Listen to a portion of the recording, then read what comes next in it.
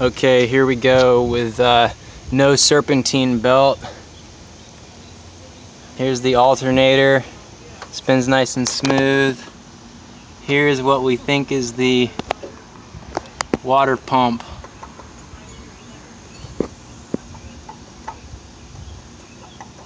It's got quite a bit of play. You can hear it rattle around. Yeah, that doesn't sound good. It's kind of rattling around. There's the AC compressor, spins nice.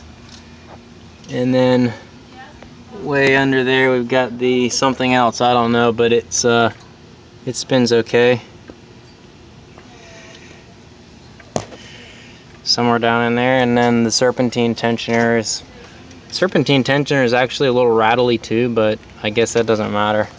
But yeah, this guy, so he's right here under the water pump.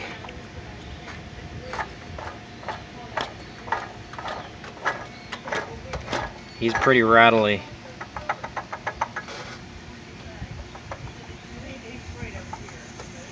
Alright, so we'll give that a shot.